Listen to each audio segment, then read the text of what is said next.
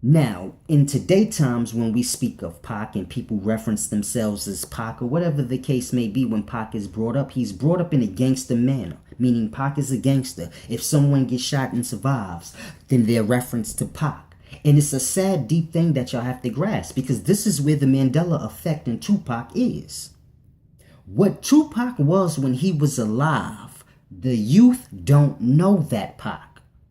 All they know is the last 2 years of his life, when he strayed off his path and got killed.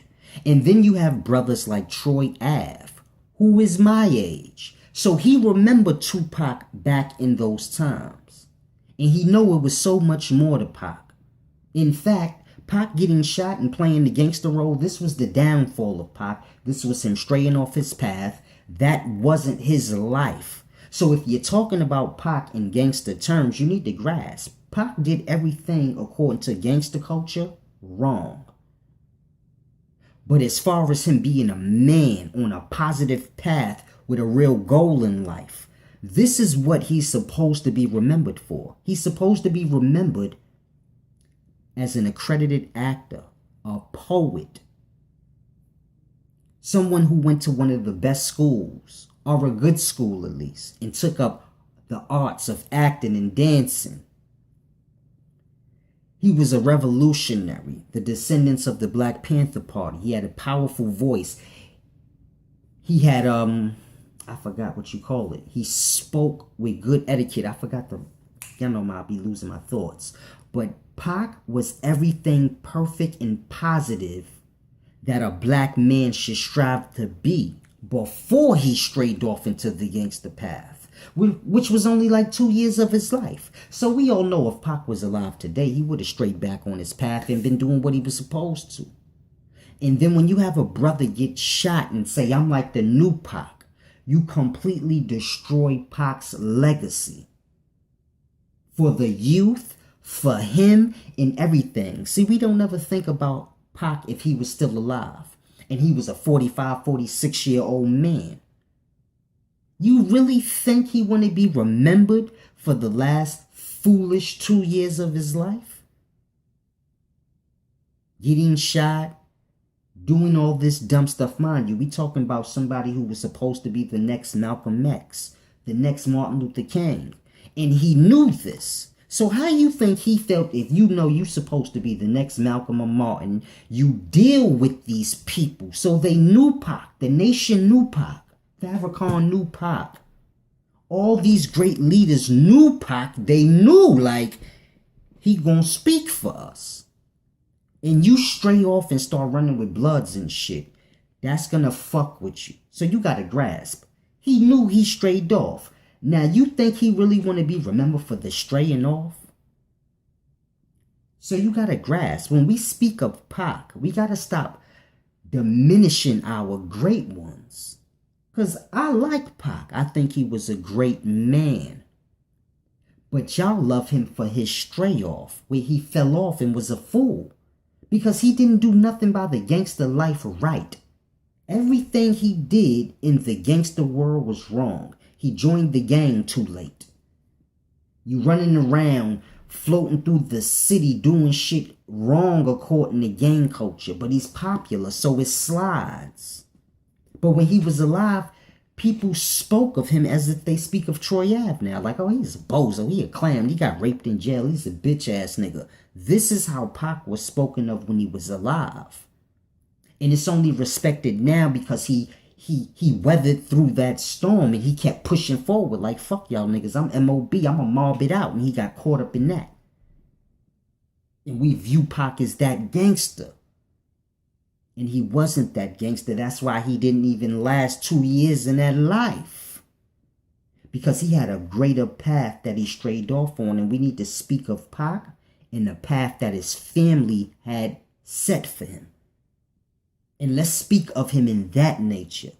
If a brother's speaking in a powerful voice trying to reach the people, let's say he's like Pac.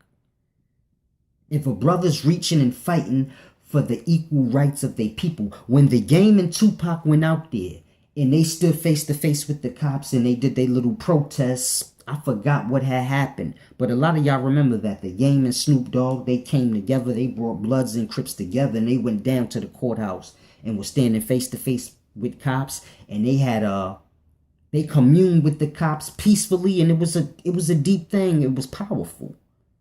Now, it was stupid to me because y'all know how I feel about riot, about all that kind of stuff.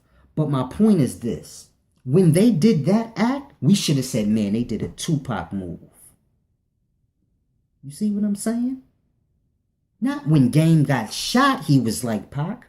But when Game went down near to that courthouse and face to face with them white cops and was talking and letting them know, man, we people.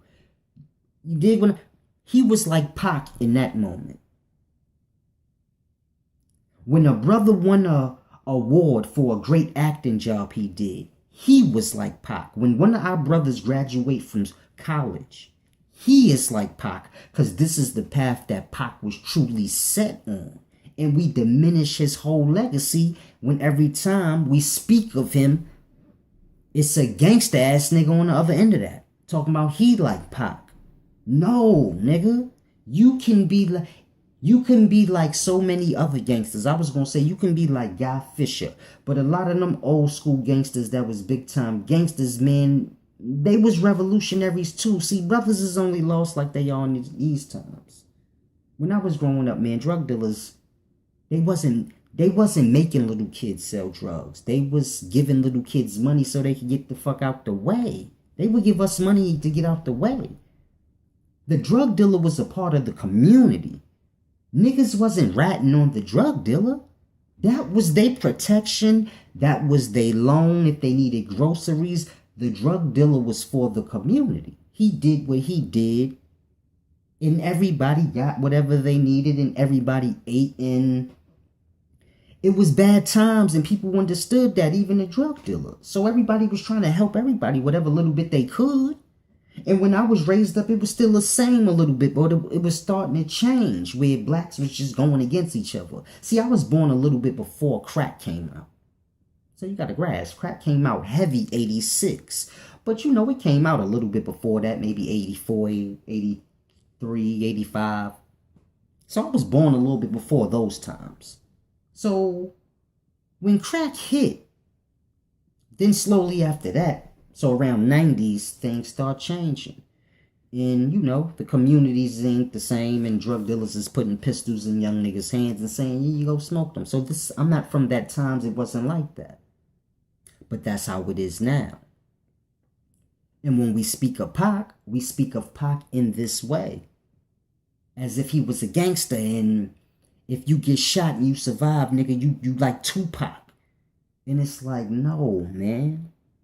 Tupac was so much more than that. How can you just... I ain't never heard a brother say, man, the way that brother was speaking so powerful at that black community conference. When he was speaking for equal rights, man, he was sounding like Pac. Oh, man, when that brother won that Oscar for his acting role, he reminded me of Pac, because that's where Pac was going. So we got to keep Pac alive in that way.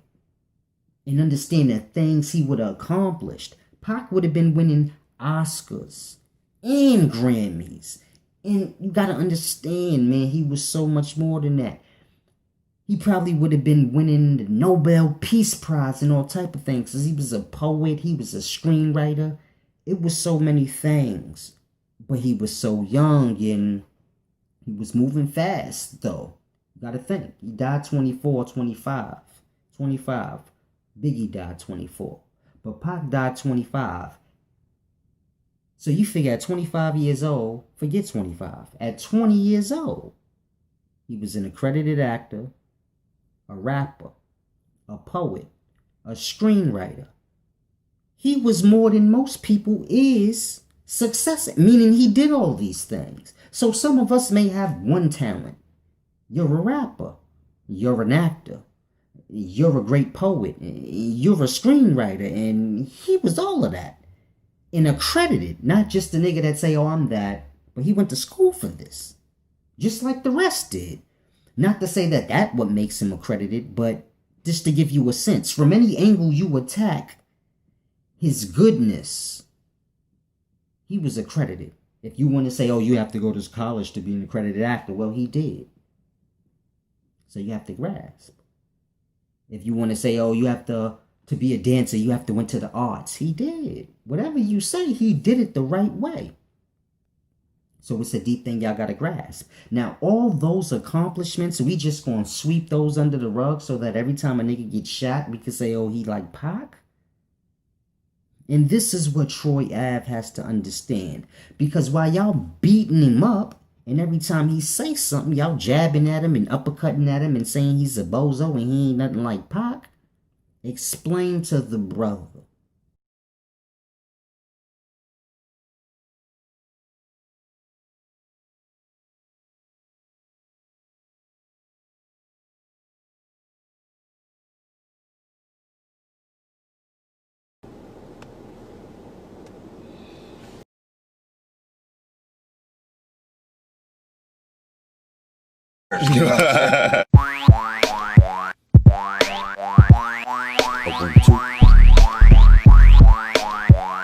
Somebody told me a change was gonna come.